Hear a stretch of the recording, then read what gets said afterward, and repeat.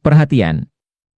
Konten ini dibuat hanya berdasarkan literasi sejarah dan sumber informasi ilmiah lainnya.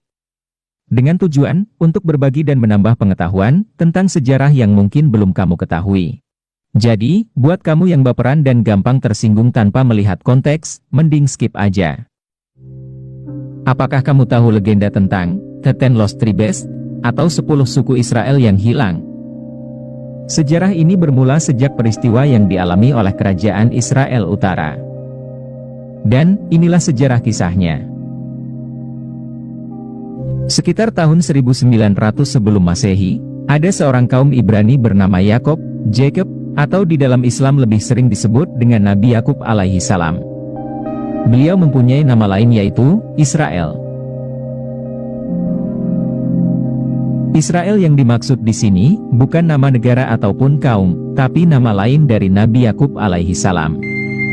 Keturunannya lah yang kemudian dinamakan bangsa Israel atau Bani Israel. Yakub merupakan kakek moyang ketiga bagi bangsa Israel. Dia memiliki 12 orang anak laki-laki, yakni Ruben, Simeon, Lewi, Yehuda, Dan, Naftali, Gad, Asher, Isyakar, Zebulon, Yusuf dan Benyamin. Kisah ke-12 anak Yakub ini sangat terkenal karena dituliskan di dalam semua kitab suci agama Abrahamik atau Abrahamiah. Di dalam Islam, kisah yang paling terkenal dari anak-anak Yakub ini adalah ketika Nabi Yusuf alaihi salam dibuang ke sebuah sumur oleh para kakaknya karena terjadi kecemburuan sosial dari para kakaknya kepada Yusuf. Ke-12 anak laki-laki Yakub ini berketurunan dan kelak akan membentuk suku masing-masing. Dengan nama sukunya diambil dari nama masing-masing ke-12 anak Yakub itu.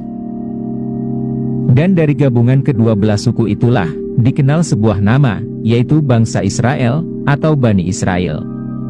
Pada tahun 931 sebelum Masehi, King Salomo atau Raja Sulaiman atau Nabi Sulaiman wafat. Dan tahta kerajaan diberikan kepada putranya yang bernama Rehabim. Dikala itu, rakyat menuntut raja baru agar menurunkan pajak kerajaan.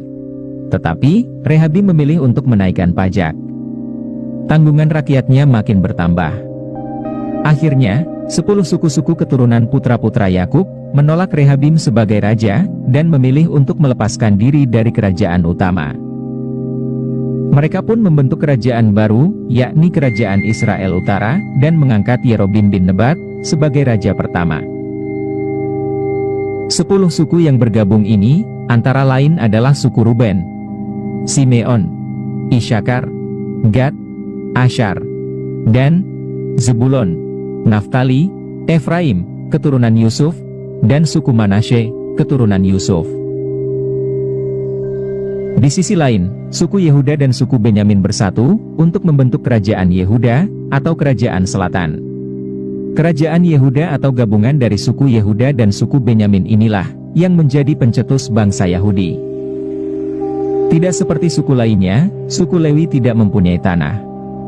Karena tugas mereka adalah perihal keagamaan. Pada tahun 721 sebelum Masehi, kerajaan Israel Utara diserang pasukan Asyur dari kerajaan Asyur atau Assyria, yang dipimpin Salmaneser V, dan dilanjutkan oleh Sargon II. Setelah kerajaannya runtuh, para penduduk dibuang dan diasingkan ke Khurasan. Ketika penaklukan berakhir, tidak ada yang tahu kemana suku-suku Israel itu pergi.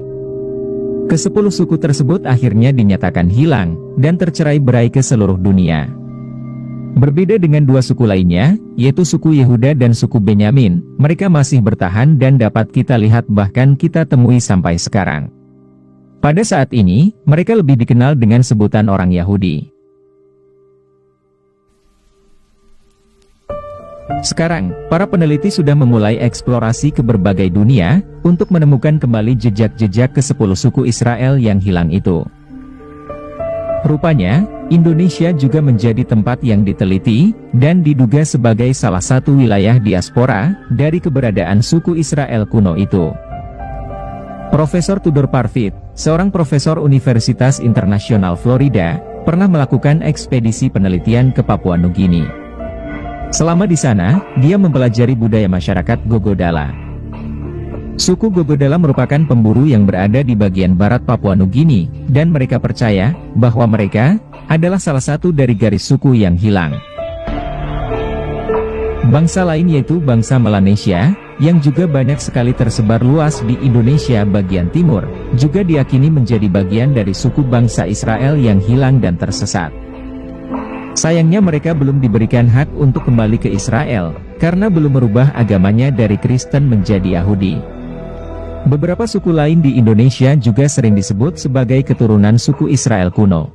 Suku-suku itu adalah suku Nias, suku Batak Toba, suku Mentawai, suku Minangkabau, suku Enggano, Dayak Laut atau suku Iban, suku Talaud, suku Sangihe, suku Minahasa, suku Mongondo, suku Gorontalo, suku Toraja, suku Mandar, suku Sumba, dan suku Alifuru.